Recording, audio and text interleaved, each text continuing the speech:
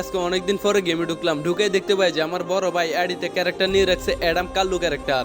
শুধু তাই না, আমার আইডিতে কয়েক হাজার ডায়মন্ড ছিল আর ওইখান থেকে মাত্র এক ডায়মন্ড আছে। তাই আমি ভাবলাম যে হিপ হপ নিয়ে গেম প্লে করবো, তারপরে আবারও অ্যাডামটা নিয়ে নিলাম। এখন আমি আমার ফ্যান লিস্টের একজনের গ্রুপে যাবো আর দেখবো তারা আমার সাথে খেলতে চায় কিনা অ্যাডাম ক্যারেক্টার দেখে। আমি এখানে একজনের গ্রুপে জয়েন দিয়ে দিলাম আর তার গ্রুপে আসাই দেখি যে সবাই মিলে আমার দেখে লোল দিতে আছে, বুঝলাম না কিছু। এই গ্রুপের ভিতরে একজন সিজন 7 এর প্লেয়ার আছে আর একজন নর্মাল প্লেয়ার আর একটা মেয়েও আছে। সবকিছুই ঠিক আছে। আমি মেয়েটাকে বললাম যে আপু স্টার্ট করেন, গেম খেলবো। তখনই সাথে সাথে মেয়েটা আমার গ্রুপ থেকে কিক দিয়ে দেয়।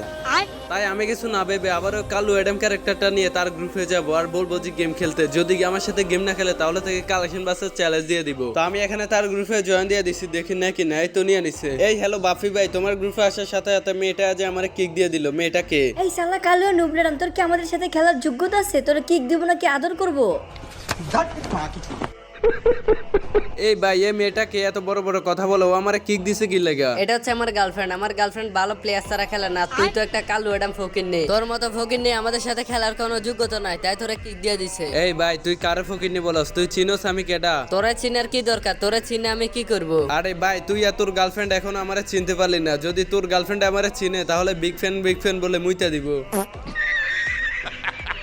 এই তুই আমার গার্লফ্রেন্ডে কি বললি? তুই কি ওরে অপমান করলি নাকি? আরে ভাই, তুই আর তোর গার্লফ্রেন্ডে তো আমি এখন অপমানের কিছুই করলাম না। যখন আমি অপমান করা শুরু করব না তখন তোমরা গ্রুপেও থাকবে না। এই বন্ধু দেখ দেখ, এই কালু অ্যাডামের কাছে কয়েকটা ম্যাক্সিমোট আছে, এগুলা শুধু শুধু আমাদেরকে দেখায়। আমাদের কাছে ম্যাক্সিমোট কি কম আছে নাকি রে? আরে তুমি এই ফকির নাকি গ্রুপে ডাকছো কেন? তুমি কারে ফকিরনি বলো? তুমি চিনো আমি কে? আরে ওই শালা ফকির নে কালু অ্যাডাম, গ্রুপ থেকে বাড়াবি নাকি তোরা কিক দিয়ে দিব? ভাই, মনে হয় তোমরা অনেক ভালো প্লেয়ার, তাই তোমাদের সাথে খেলার আমার কোনো যোগ্যতা নাই, তাই না? তাহলে তোর মতো কালু অ্যাডামের এতক্ষণে মাথায় ঢুকছে। যা তুই একটা ভালো আইডি কিনে নিয়ে আস, তারপরে আমাদের সাথে খেলবি। দেখ আমার কাছে কি আছে, সবগুলো ইবুকান ম্যাক্স আছে, সিজন 7 আছে। আমার চ্যাটার বাল তোর কাছে আছে সিজন 7 আর এই সিজন 7 গেমের ভিতরে মুইতে দিলে বাইসা যায়, বুঝছো? তুই কারে কি বললি? সিজন 7 কতটা রেয়ার তুই জানোস? তুই আমার সাথে কালেকশন বাসেস করবি? তোর মতো ফকিরনি সিজন 7, তুই তো আমার সাথে কালেকশন বাসেস করে কখনোই জিততে পারবি না। ছোট লোকের আবার বড় বড় কথা। সিজন 7 কখনো চোখে দেখছো? তাই তাহলে তোর সাথে কালেকশন বাসেস করি। যদি তুই আমার হারাতে পারস তাহলে আমার এই $1,00,000 আইডি তোকে দিয়ে দিব।